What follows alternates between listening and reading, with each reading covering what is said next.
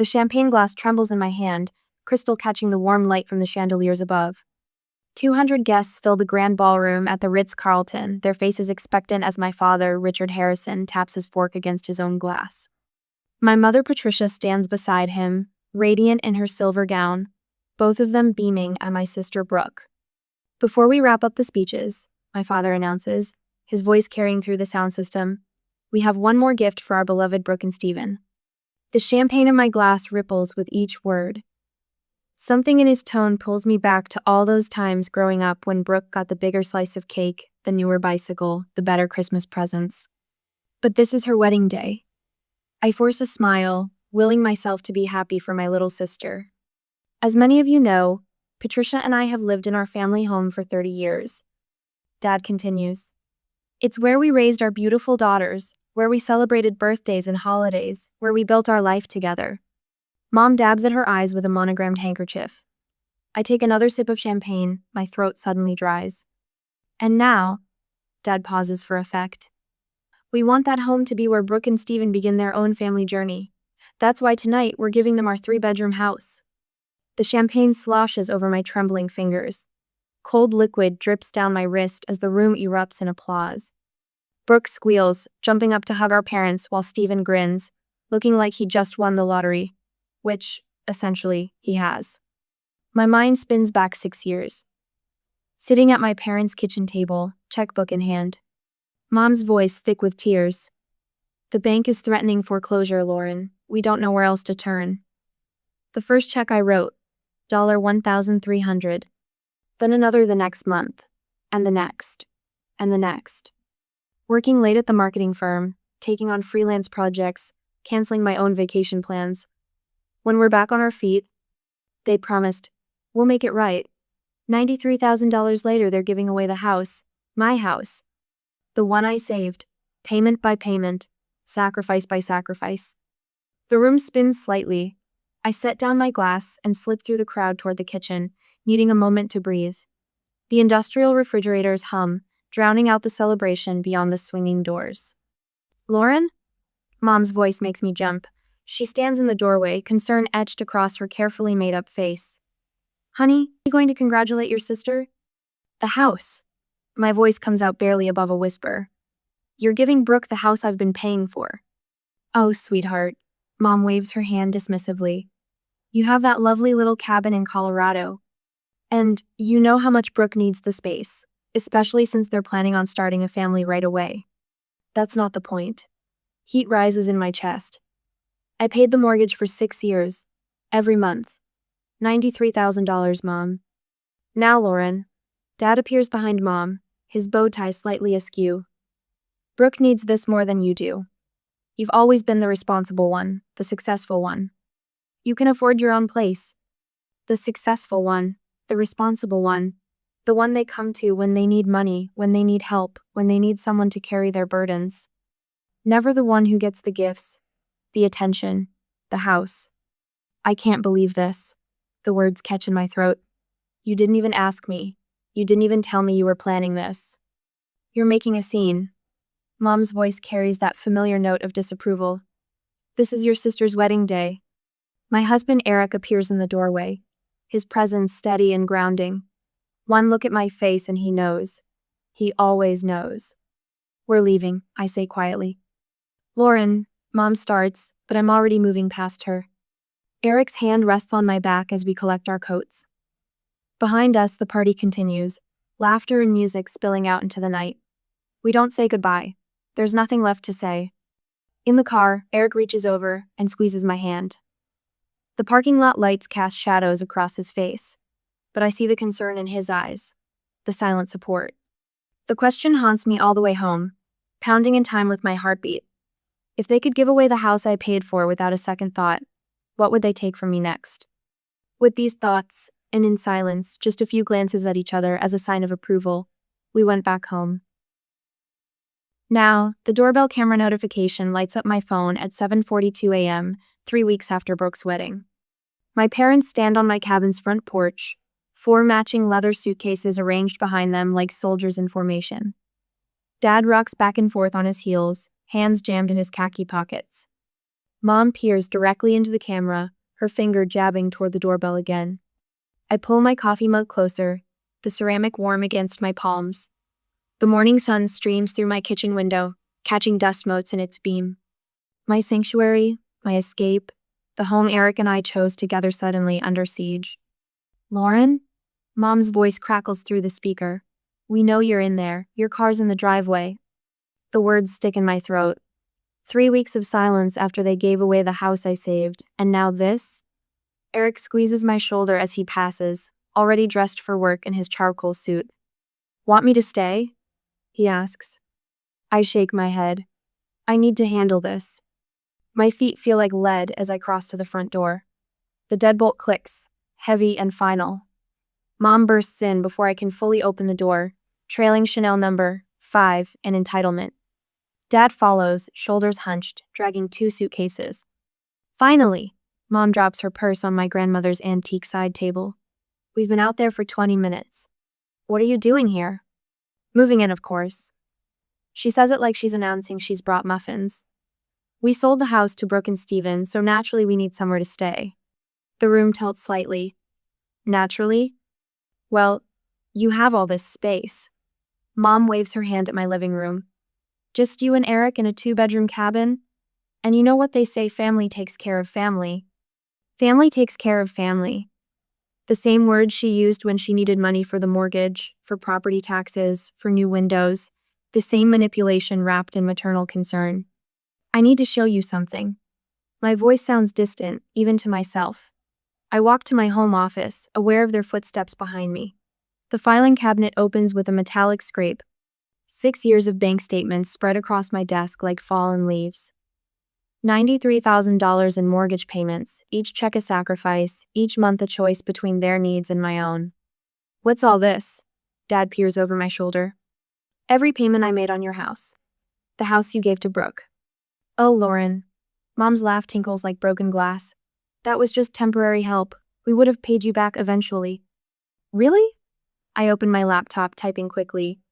Because according to your bank statements, which you still have me listed on, you've had over $40,000 in retirement savings this whole time. The silence fills the room like smoke. Dad's face flushes red. Mom's fingers clench around her purse strap. How dare you snoop through our private accounts? Private accounts full of money while I paid your mortgage? My voice rises despite my effort to stay calm. While I canceled vacations and worked 60-hour weeks? While Brooke drives around in a brand new Mercedes parked in front of my house? Your sister needs. Don't.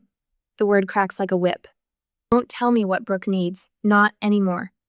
I stand, my chair scraping against the hardwood. You're not moving in here. Not today, not ever. Lauren Elizabeth Harrison. Mom draws herself up, armor of maternal authority settling into place. After everything we've done for you. Everything you've done? A laugh bubbles up, bitter as coffee grounds. I think you mean everything I've done for you, and I'm done.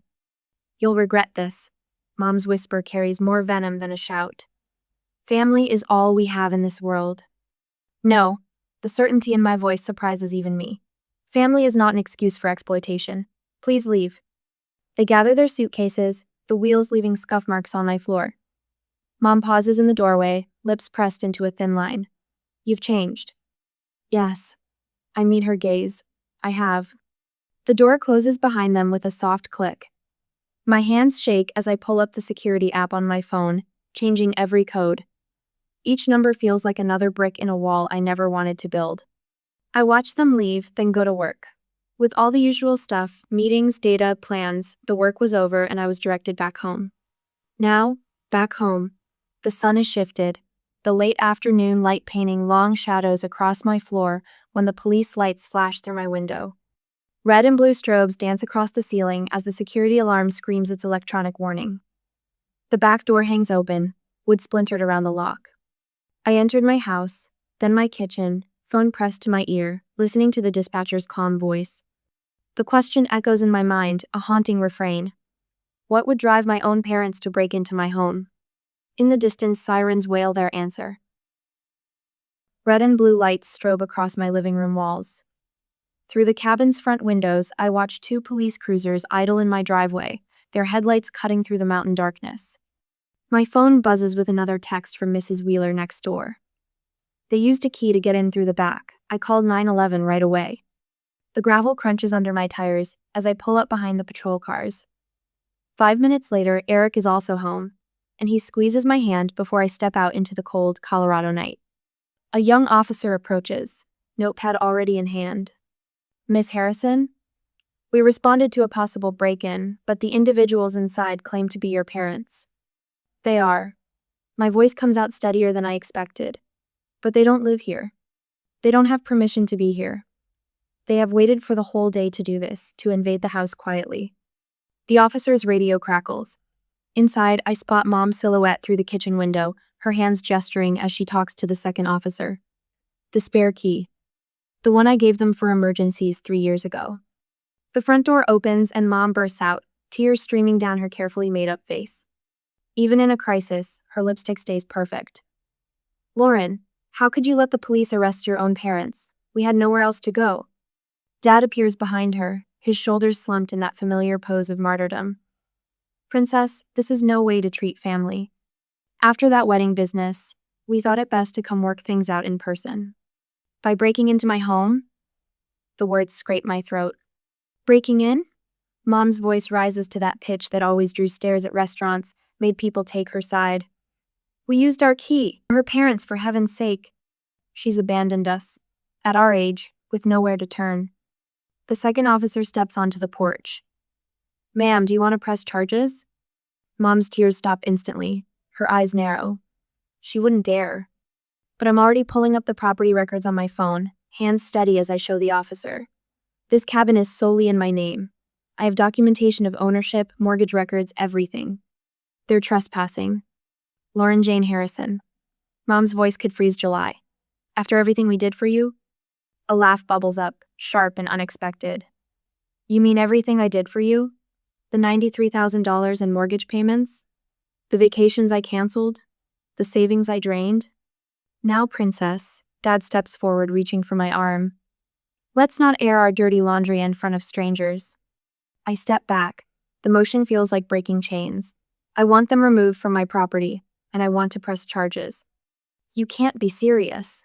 Mom's mask cracks. Real anger bleeds through. "We're your parents." "And that's exactly why I need the charges. To keep you from doing this again." Eric materializes beside me, solid and calm.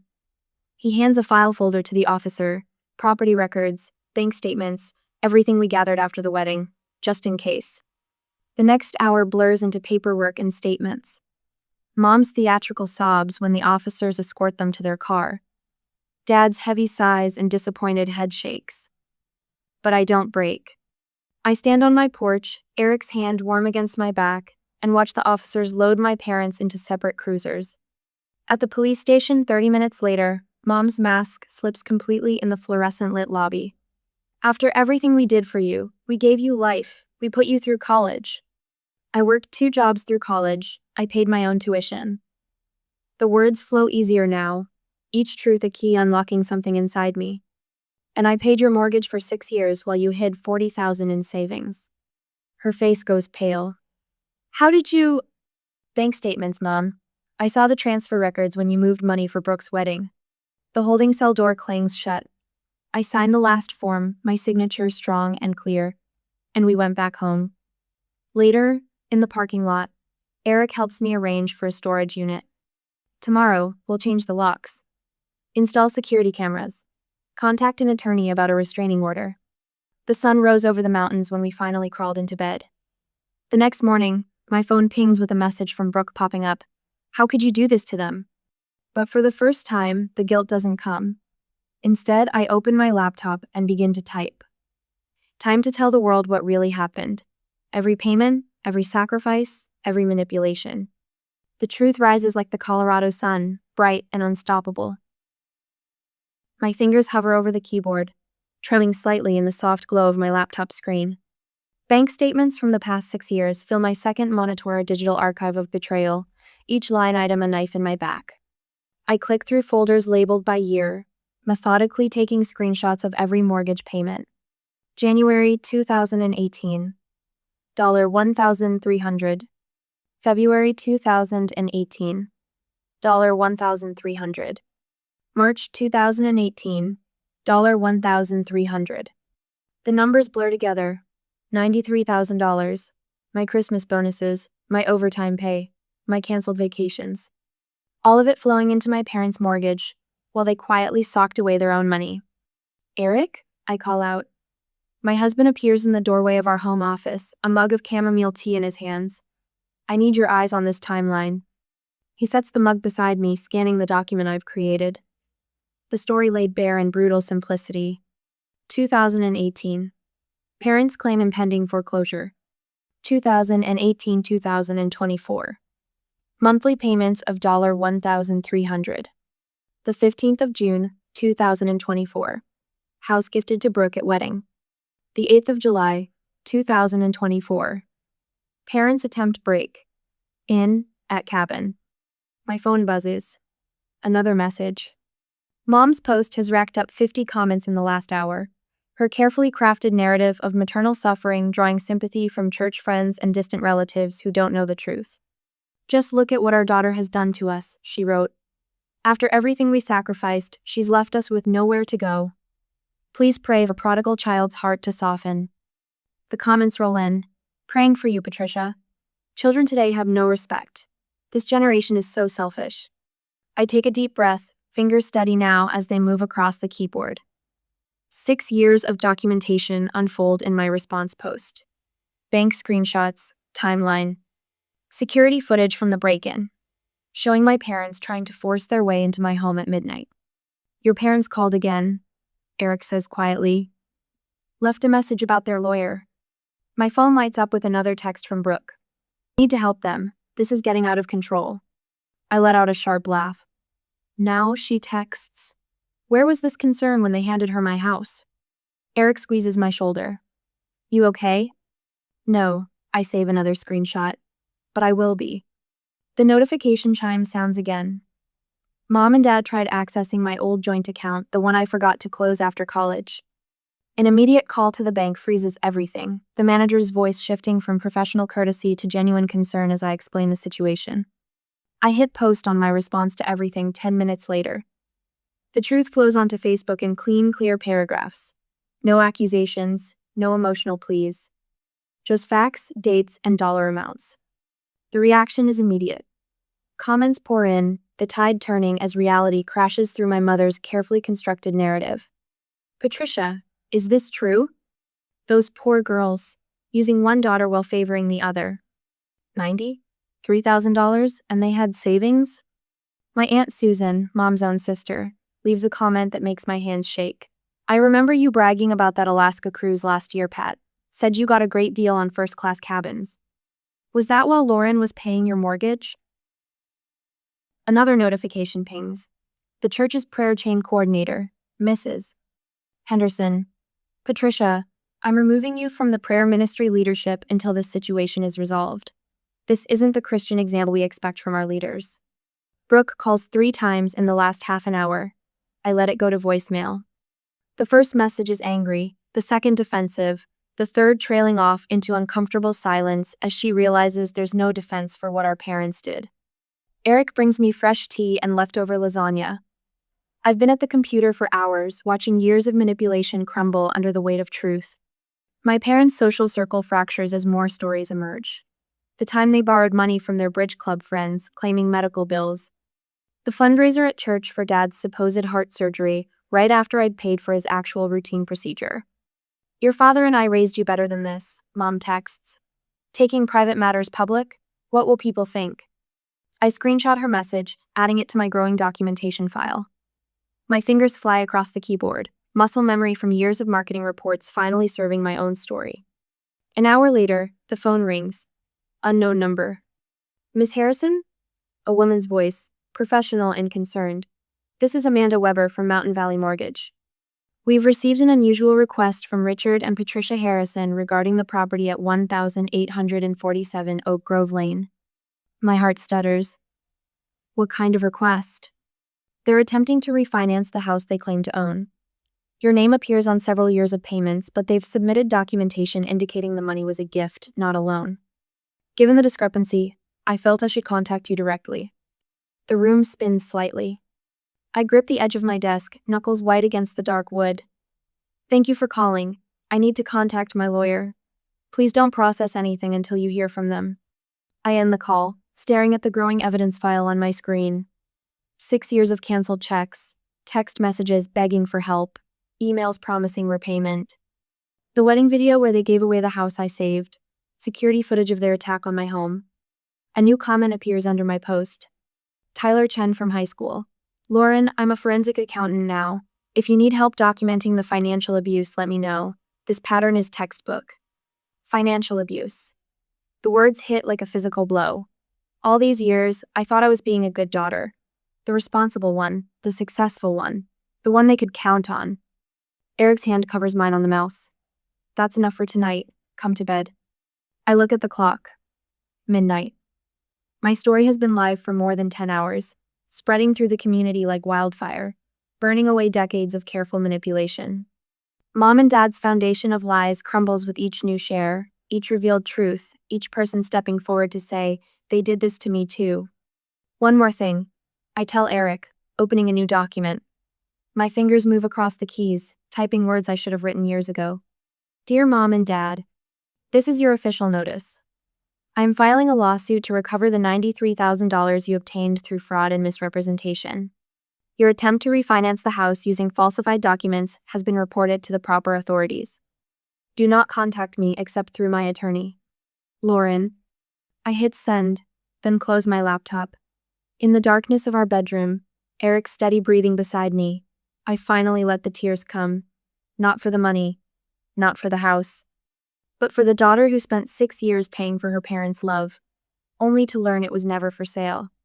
My phone buzzes one last time. Text from Mom. What have you done? For the first time in my life, I don't respond. The red notification light on my phone blinks at 3 a.m. Mom's voicemail plays through the speaker, her voice shrill with desperation. Take down that post right now, Lauren, or I swear you'll regret what comes next. Your father and I raised you better than this public spectacle. I press the delete button and sink back into my pillow. Eric stirs beside me, his hand finding mine in the darkness. Another threat? The fourth one tonight. The ceiling fan whirs above us, stirring cool mountain air through our bedroom. They're getting desperate. The next morning, an email from Regions Bank lands in my inbox. Subject line: Urgent notice regarding mortgage application. My coffee mug pauses halfway to my lips as I scan the contents. Mom and Dad listed me as a co-signer on a refinance application for their house correction, Brooks House now. The house I spent 6 years saving. My attorney Beth answers on the first ring. Those documents they submitted? Forged. Her typing echoes through the speaker. We've got them now, Lauren. Mortgage fraud is federal territory. I needed to meet her in person, so I said I would prepare all the follow-up documents and go to her office. 2 hours later, I sit in Beth's office, surrounded by manila folders, stuffed with 6 years of receipts, text messages, and bank statements. Every check, every desperate plea for help, every promise to pay me back once they were back on their feet. Your parents hid $40,000 in a separate account while you paid their mortgage. Beth spreads the bank statements across her desk. And that's just what we found so far. My fingers trace the edge of a check from 2019. $1,300. The month I canceled my vacation to keep their lights on. What now? Now? Beth's smile reminds me of a shark scenting blood. Now we go nuclear. The cease and desist letter lands on their doorstep by 9 the next morning. The fraud report hits the mortgage company's desk by noon. My formal demand for repayment arrives at their lawyer's office before close of business. Their response comes through Brooke. She appears at my office downtown that same day, perfectly coiffed in a designer suit that probably cost more than 3 mortgage payments. You have to stop this. She perches on the edge of my visitor chair, hands twisted in her lap.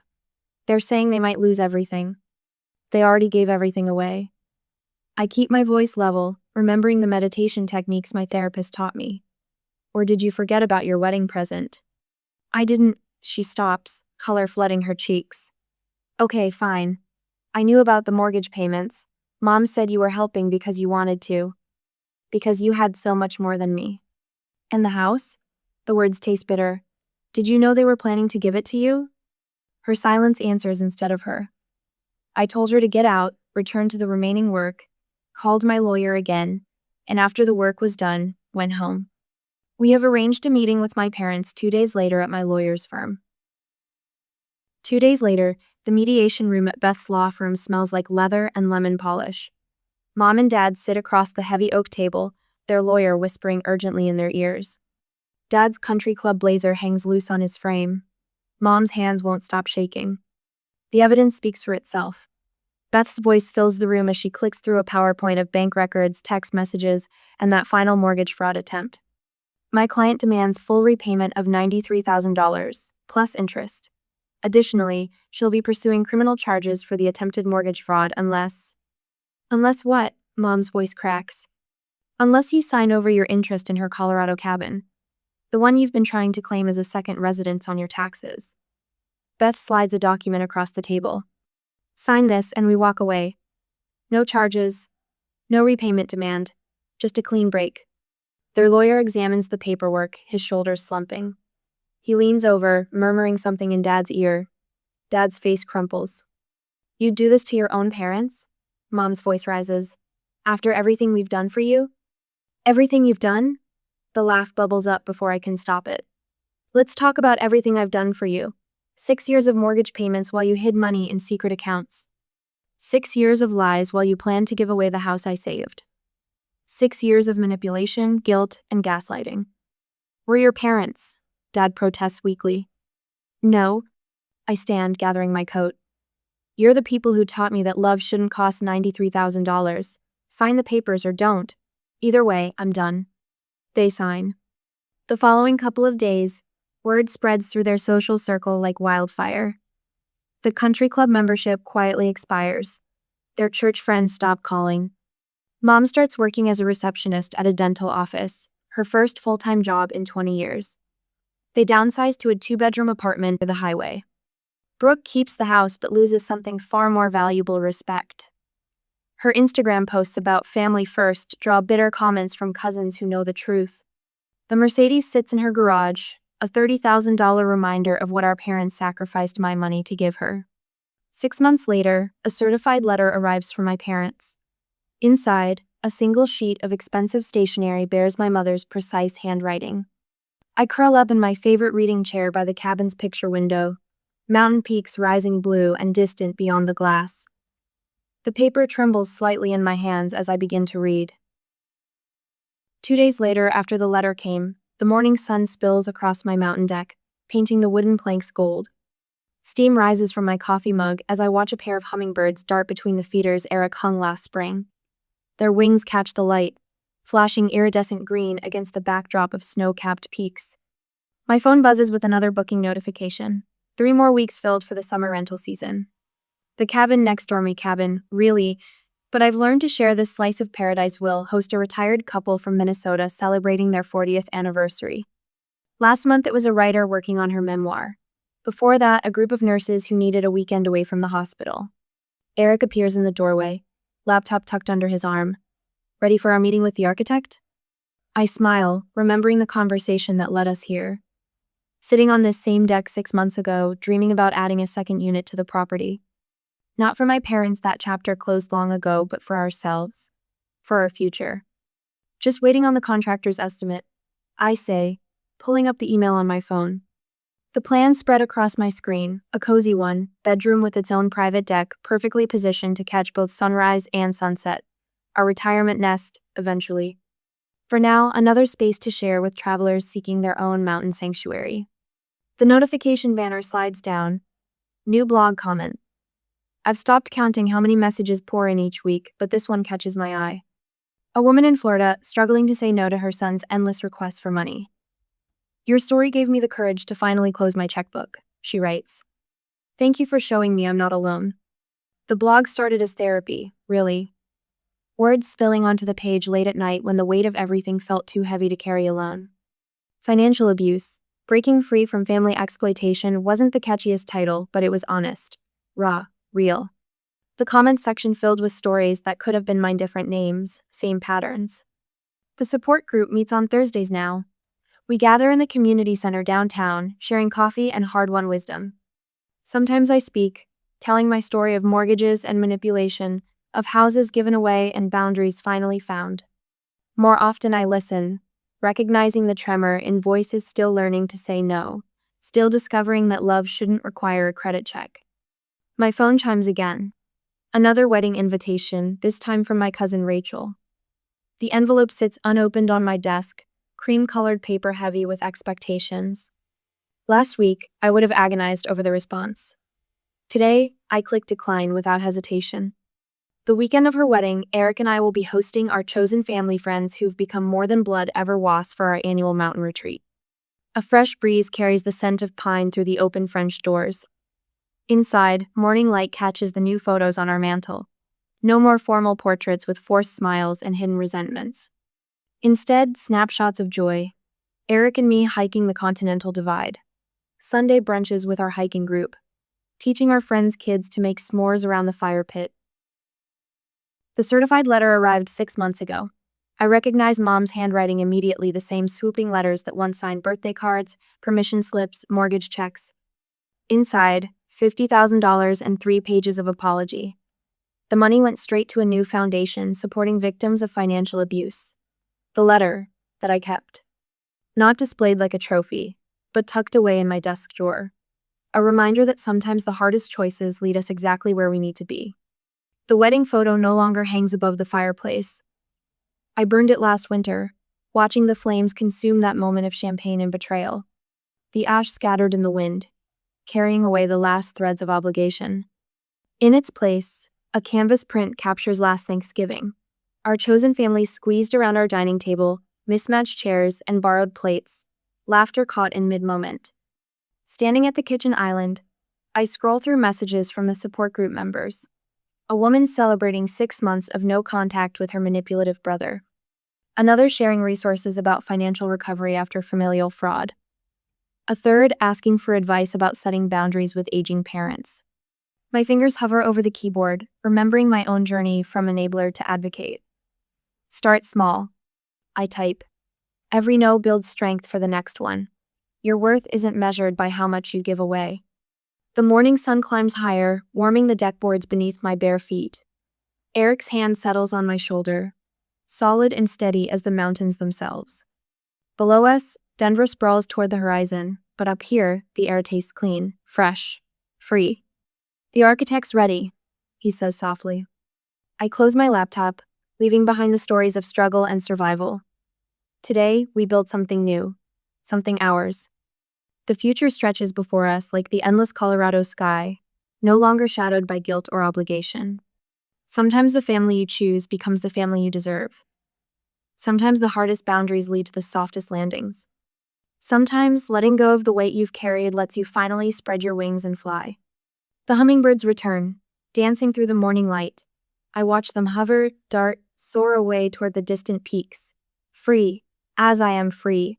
Strong, as I have become strong. Ready, at last, to write the next chapter of my own story. The porch steps groan beneath my sensible heels as if warning me to turn back. 17 years of absence stretch between the woman I am now and the girl who fled this house with nothing but wounded pride and a few $100s. The white paint peels from the railings in long curls, revealing wood grayed by Oregon winters. My fingers smooth non-existent wrinkles from my charcoal pencil skirt, a nervous habit I thought I'd outgrown. Mom? Lucas squeezes my hand, his 10-year-old fingers warm against my suddenly cold palm. Are we going in or what? I force a smile. Of course we are, buddy. My finger hovers over the doorbell for 3 heartbeats before I press it. The chime echoes inside the same 3-note melody from my childhood. Some things never change. The door swings open. Mother stands framed in the entrance, her hair more silver than the ash blonde I remember, her eyes narrowing briefly at the sight of me. Then her gaze drops to Lucas, and her entire face transforms. Oh my goodness! She kneels despite her arthritic knees, arms outstretched. You must be Lucas. Look how handsome you are.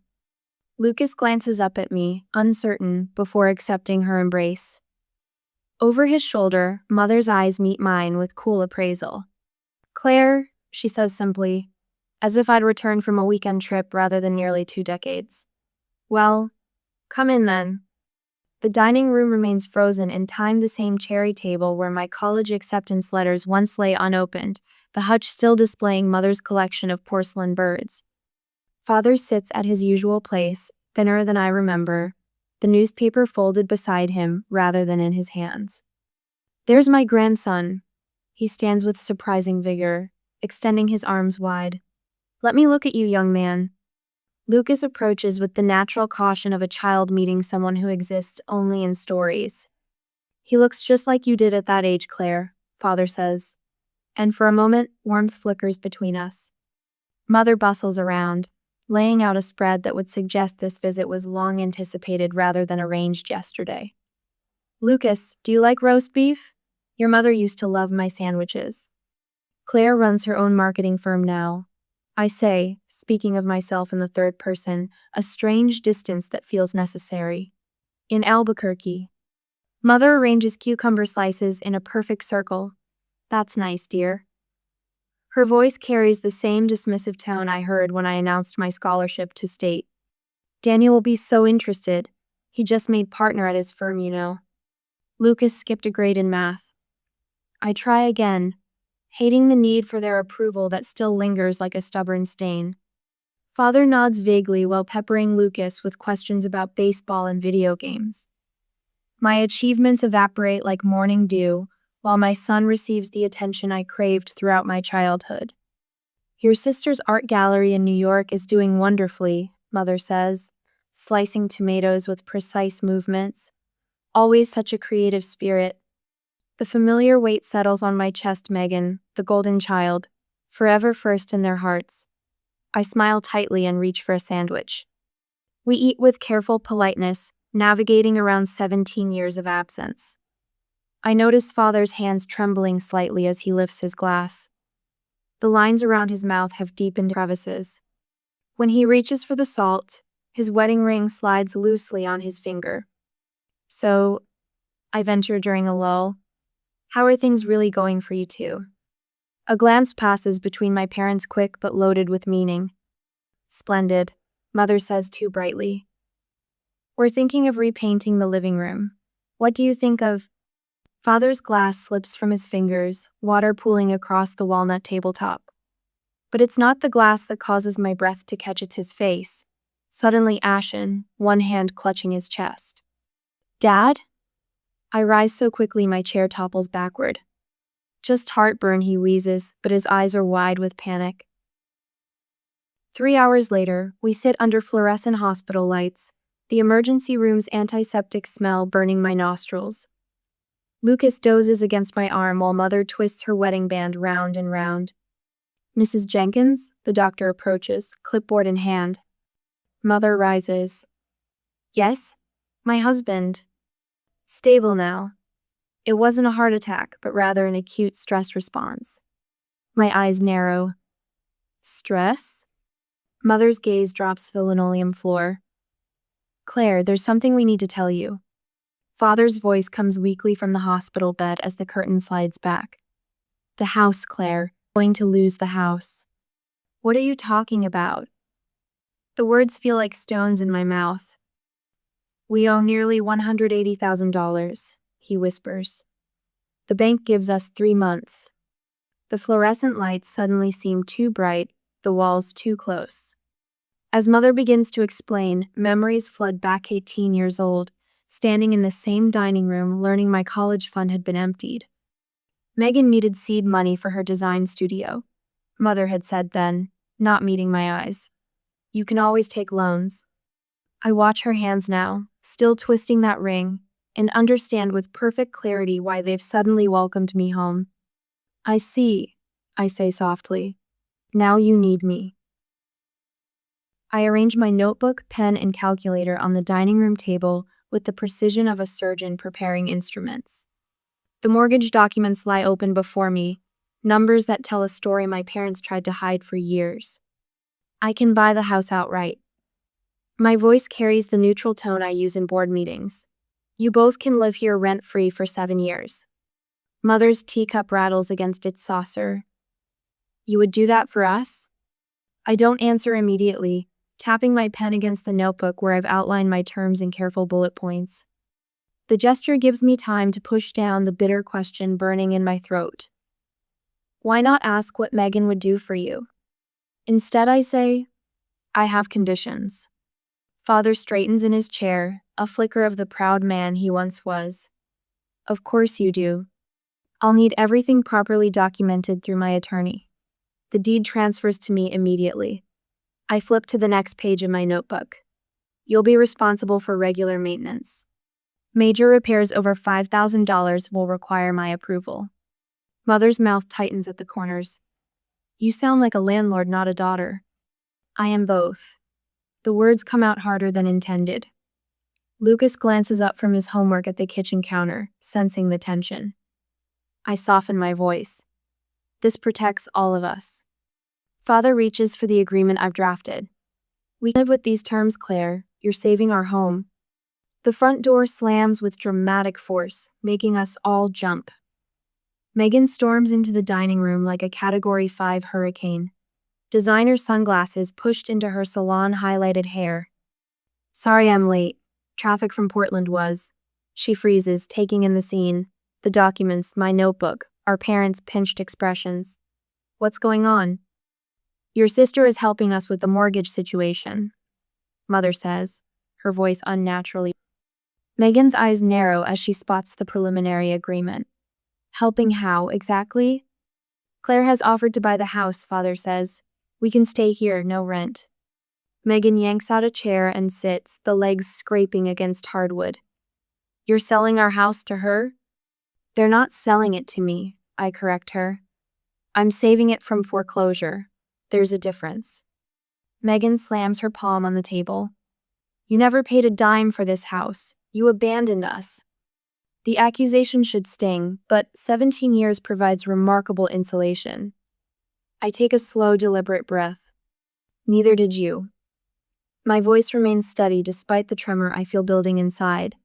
The difference is, I can afford to buy it now. Megan's face flushes crimson. I was going to handle this. With what money? Father asks wearily. The bank gives us 3 months, Megan. But I told you I was working on something. Megan turns to Mother. Remember our plan? What we discussed? Mother pales, glancing between us. But Megan said she would take care of us. The realization slides into place like a key into a lock. I look around the living room, at the family photographs arranged on the wall. I'm noticeably absent from Most High School graduation, college age, young adulthood, all missing. But Megan appears in every frame. The golden child, the one who stayed. What exactly was your plan? I ask her. Father stares down at his hands.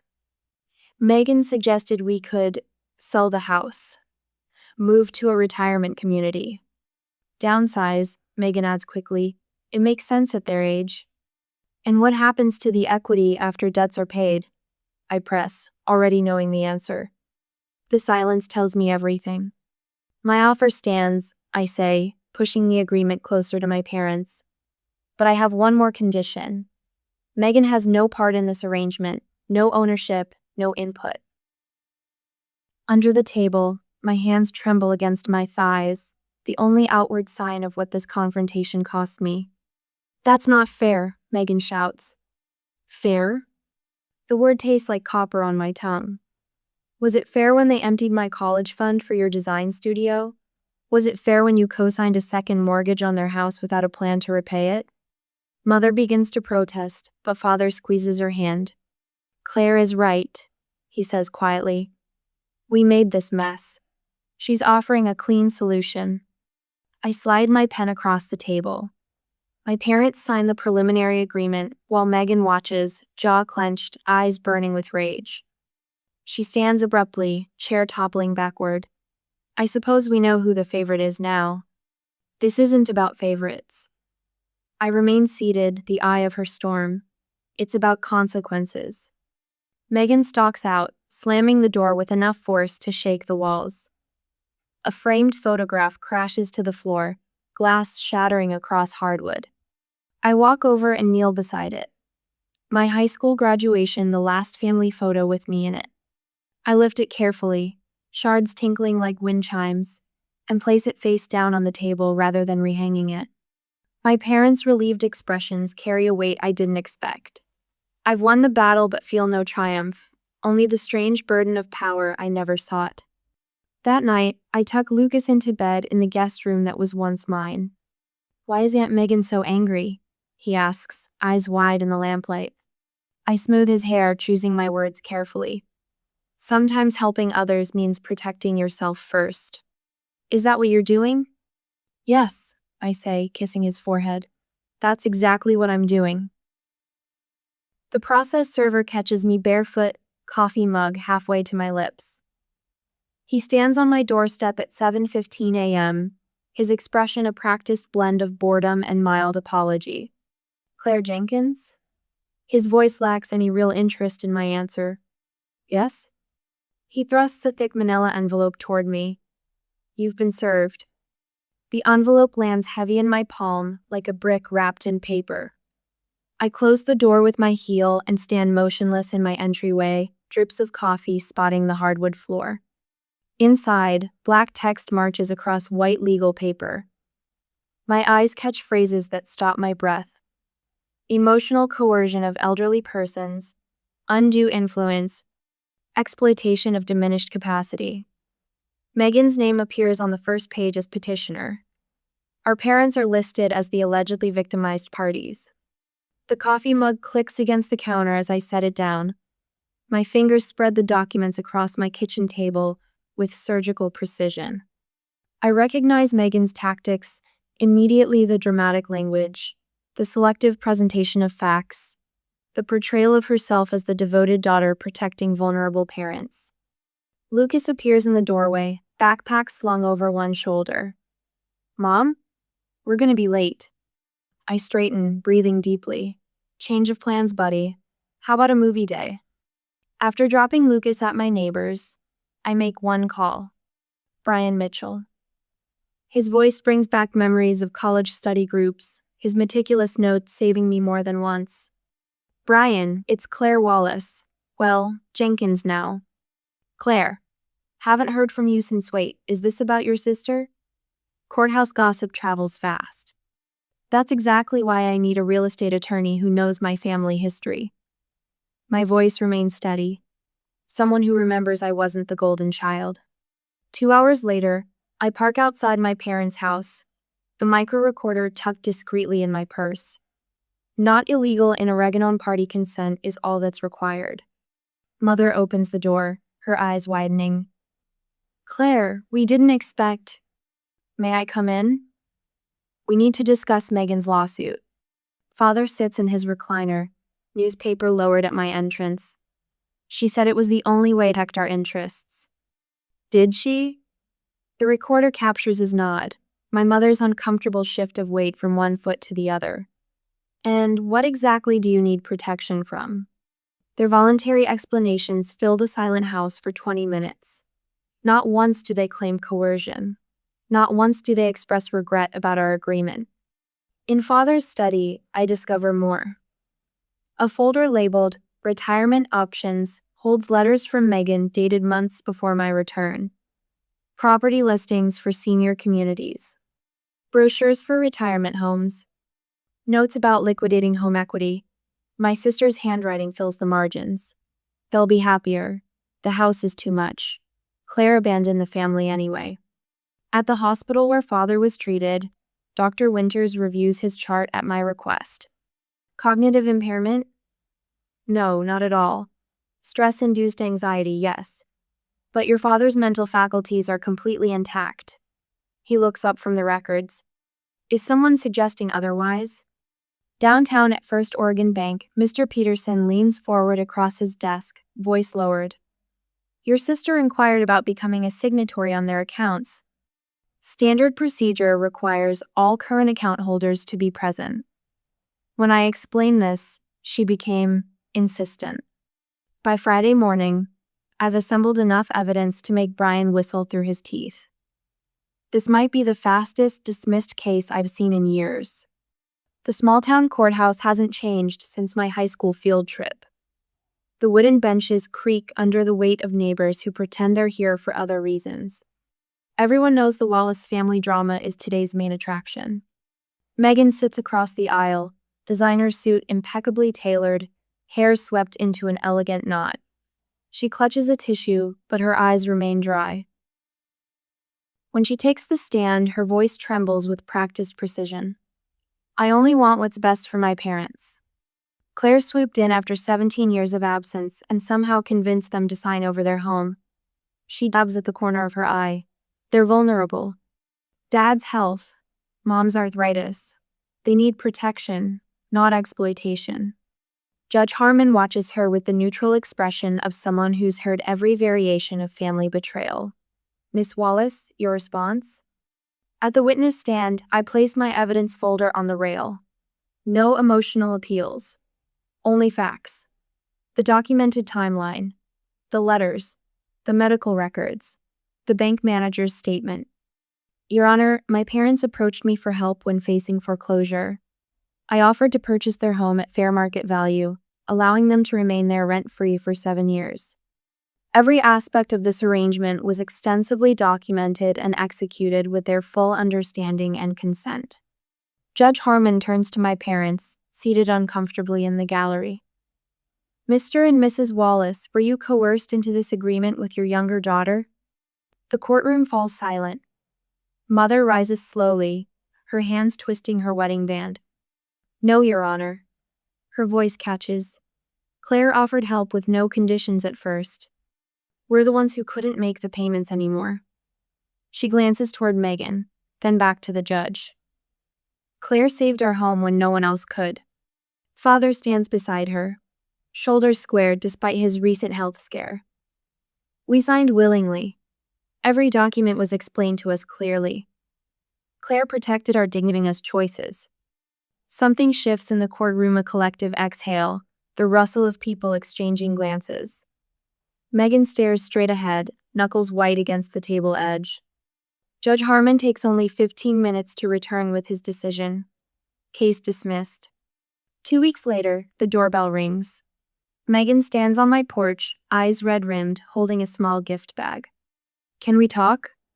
Please? Over coffee, her tears seem genuine. I was wrong, Claire. Seeing how you helped them, I want to rebuild our family. Let me help care for them too. Against my better judgment, I nod.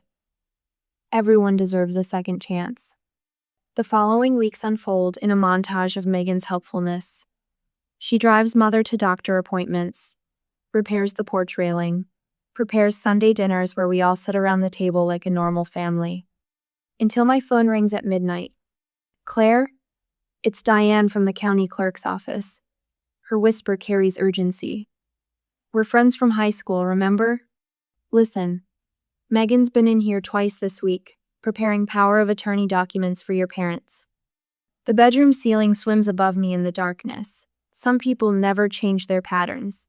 The knowledge settles into my bones with surprising calm, not the hot anger of betrayal, but the cool clarity of confirmation. Tomorrow, I'll act. Not with rage, but with the same methodical precision that built my life from nothing. Some wars are won by those who keep their heads when everyone around them is losing theirs. Evidence fills the coffee table. Bank statements. Power of attorney forms with blank signature lines. Notes from conversations with Dr. Miller about cognitive assessment options. Everything laid out with the precision of a corporate presentation. I've spent 2 weeks gathering these breadcrumbs, placing each one in a clear folder with labeled tabs. My hands remain steady as I arrange the final piece of printed email from Megan to a real estate agent discussing market value after renovations. The timestamp shows last Tuesday, the same day she brought Mother chicken soup and helped Father with his physical therapy exercises. You asked us to come over? Mother walks into the sitting room, her cardigan buttoned unevenly. Father follows, his cane tapping a hesitant rhythm on the hardwood floor. Yes, please sit. I gesture to the couch opposite me. There's something we need to discuss. Father lowers himself with a grimace. Sounds serious. It is. I push the first folder toward them, These are copies of power of attorney documents I found in Megan's room, partially completed. Mother's fingers tremble as she opens the folder. I don't understand. Look at the second tab.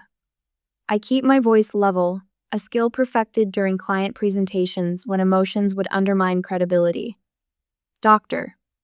Miller confirmed Megan asked about testing for early dementia. Tests neither of you mentioned needing. Father's face pales. She said it was routine at our age. I nod, not in agreement, but acknowledgement. Carol Patterson overheard Megan at the Bluebird Cafe last week. I slide another folder forward. She was discussing how quickly she could flip the house once it's mine. The front door opens with familiar force. Wheels click sharply across the entryway tiles. Sorry I'm late. Megan's voice rings with practiced cheer. Traffic was.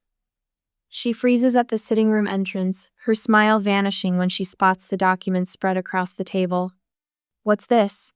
Her tone shifts from confusion to accusation in 3 syllables. Sit down, Megan. Father's voice holds an authority I haven't heard in decades. She remains standing, designer purse clutched against her chest like armor. You're going through my things now? Having people spy on me? Spying suggests secrecy. I tap the power of attorney document. These speak for themselves. Mother picks up the real estate email, reading aloud. Once renovations are complete, we could list it $425,000 minimum. Her voice cracks. You were planning to sell our home? After moving you to Whispering Pines, I add the facility brochure to the evidence pile, where they specialize in memory care patients. Megan's mask slips completely. Her face contorts, no longer the concerned daughter, but something rawer, hungrier. You wouldn't need this huge house, it's practical. Practical for whom? I ask quietly. You abandoned them for 17 years. Megan's voice rises. You don't get to swoop in now and play hero. I'm not playing anything. The calm in my voice surprises even me. I'm presenting facts. Father stares at the documents, connecting dots that should have been obvious years ago. You were never going to help us keep the house. Everyone knows houses are terrible investments at your age. Megan attempts to regain control, her tone sliding into the patient explanation she uses for difficult clients. I was protecting you. By having us declared incompetent? Mother whispers. Silence stretches between us like taffy, thick and increasingly uncomfortable. Megan's eyes dart between our parents and me, calculating her next move. I gather the documents into a neat stack. I won't tell you what to do. My words hang in the air, measured and final. But I will tell you what I'll do. If Megan gains legal control over either of you or this house, my support ends immediately. You can't be serious. Megan's laugh holds no humor. You let them lose everything over your petty jealousy? No, Megan, I'd stop enabling a pattern that's continued for 30 years. I stand, collecting my evidence. This is your choice to make. I tell my parents. I'll respect whatever you decide. I walk out without looking back, the weight of decades settling across my shoulders. In the rental car, I breathe deeply, counting to 10 before starting the engine. Lucas will be waiting at the hotel, homework spread across the bed, eager to tell me about the swimming pool. That night, my phone remains silent. I sleep surprisingly well for someone who has just detonated a family bomb. 2 days later, Father calls as I'm preparing Lucas's breakfast. She's gone. His voice sounds older yet somehow stronger. You were right. I close my eyes, the vindication bringing no joy, only the hollow satisfaction of necessary protection without reconciliation. We told her to move out, he continues. Your mother, his voice catches. She told Megan we couldn't trust her anymore. I slice Lucas's peanut butter sandwich into triangles, exactly how he likes it.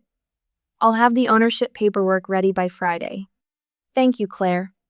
After hanging up, I set up an automatic monthly transfer to cover their expenses.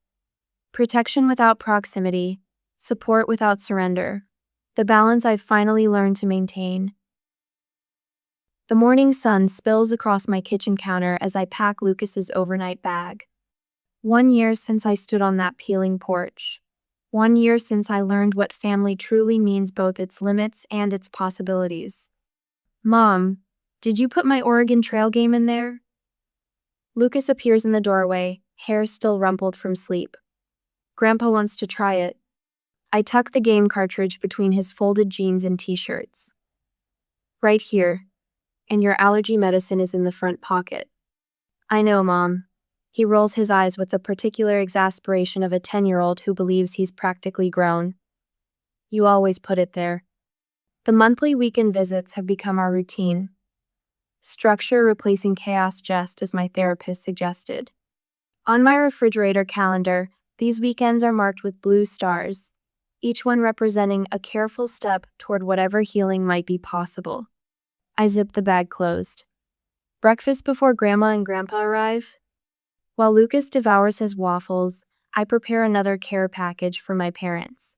Homemade banana bread, Dad's blood pressure medication I pick up from the pharmacy because their insurance has a higher copay. The latest photos of Lucas's science fair project. My phone rings. Mother's name appears on the screen. Claire. Her voice carries the slight formality that may never fully disappear between us. We're about 15 minutes away. Perfect timing. Lucas just finished breakfast. I keep my tone pleasant, professional. Dad's appointment is Tuesday at 2. I've emailed you the details. Thank you. A pause stretches between us. Megan sent a card last week. My hand tightens around the phone. I see. She's asking about Christmas again. Says she wants to make things right. I place the banana bread in a container, securing the lid with perhaps more force than necessary. My position hasn't changed, Mom. My door is close to her, but I don't wish her ill. Mother sighs, a sound heavy with resignation rather than judgment. I understand. After we hang up, I glance at my office door. Behind it hang the awards my marketing firm has collected over the past year. New client testimonials. The framed business license that represents everything I built alone. The doorbell chimes. Lucas races to answer it, his excitement genuine. Through the window, I watch my father ease carefully from the passenger seat, his movements slower than a year ago, but steadier than that day at the dining room table. Claire, Dad hugs me with one arm, a greeting that would have seemed impossible 18 months ago. The yard looks wonderful. Those red bushes. Firecracker plants I fill in. Lucas helped me plant them. I dug all the holes myself, Lucas announces with pride. Mother stands slightly back, taking in my home with quiet assessment. Your porch planters match the window boxes. Very coordinated. From her, this observation counts as effusive praise. Later, after they've departed with Lucas chattering excitedly about their weekend plans, I sit at my desk reviewing the house deed. 6 more years of support promised. 6 more years of carefully maintained boundaries. The phone rings again. My therapist's office, confirming tomorrow's appointment. On her notepad, progress notes tick upward. Family healing without compromising safety. The doorbell interrupts my thoughts again. Probably the neighbors returning the garden trimmer. Instead, Lucas stands on the porch, tears streaming down his face. My parents' car idles in the driveway. What happened? I kneel before him, heart hammering. Aunt Megan called Grandma's phone. His voice hitches. She wanted to talk to me. She said you keep her away because you're jealous. A familiar rage rises in my chest, but I swallow it down. Come inside, buddy. My parents hover uncertainly on the porch. I nod once, permitting their entry without words. In the living room, Lucas sniffles against my shoulder. Is Aunt Megan bad or just sad? The question pierces me with its innocent wisdom. Some people take without giving back. I explain carefully, aware of my parents listening from the entryway. It doesn't always make them bad people, but it means we need to be careful about how close we let them get. Like forgiveness doesn't always mean reconciliation. He repeats words from our previous conversations, his face serious. Exactly. I brush his hair from his forehead. You can forgive someone, but still need distance to stay safe. My father clears his throat. We should have believed in you from the beginning, Claire. His voice catches. All those years. Mother steps forward, placing something on the coffee table. A framed photograph of Lucas now displayed prominently in their living room. We know now, she says quietly, that you succeeded not despite our neglect, but by learning from it. After reassurances and apologies, they leave again with Lucas, his momentary distress forgotten in the excitement of the weekend ahead. Alone, I pour a glass of wine and review the mortgage statements. Each payment a promise kept, despite the painful history. Each boundary maintained, not from bitterness, but from wisdom hard-earned. On my phone, a notification appears, another social media request from Megan that I quietly decline. Some might call this halfway healing, selfish, or incomplete. But as the evening sun casts long shadows across my living room, this space I built through years of solitary struggle, I recognize the peace that comes from choosing compassion with boundaries. Can you forgive someone completely while still keeping them at arm's length? Is that true forgiveness, or just self-protection? Perhaps the answer lies in the question itself, that sometimes protection is the purest form of forgiveness we can offer, both to others and to ourselves. My fingers hover over the pristine white envelope addressed to my parents. Outside my kitchen window, New Mexico sunshine bathes the desert landscape in golden light worlds away from Oregon's persistent gray. I draw a steadying breath and press the Christmas invitation closed. Mom, did you put Grandma and Grandpa's names on that one? Lucas bounces into the kitchen, sneakers squeaking against the tile floor. I did. I slide the envelope toward the pile of completed invitations.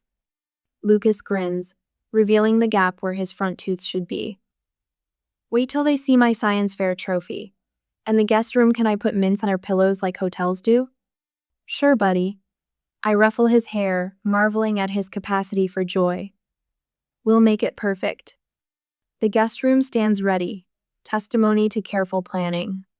I've installed grab bars in the bathroom for Dad's weakening knees, chosen a mattress firm enough for his back, placed family photos deliberately on the nightstand, Lucas at various ages. Smiling into the camera, his existence a rebellion against everything that tried to break me.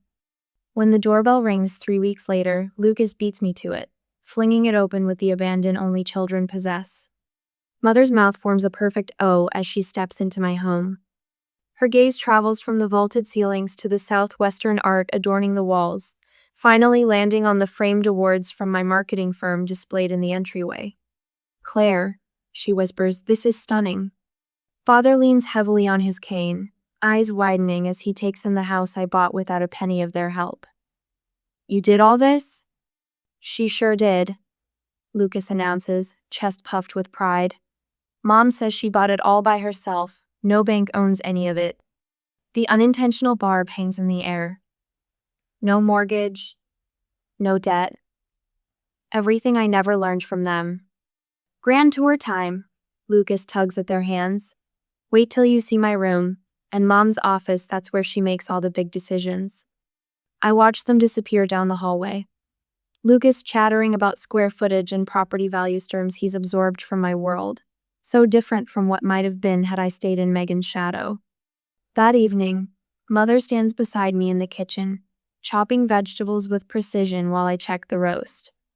You run your home like you run your business, she observes quietly. Everything has its place. I nod, accepting the observation without comment. In the living room, Father studies the wall of photographs, Lucas learning to walk. His first day of school, our camping trips to the Grand Canyon. Years of life they witnessed only through occasional emails. This one?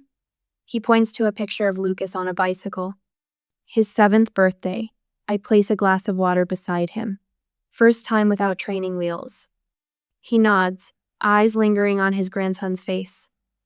We missed so much. Later, after dinner is served and crackers pulled, I present them with a leather-bound album. For you, Lucas's early years. Mother traces the embossed date with trembling fingers. But this starts when he was born.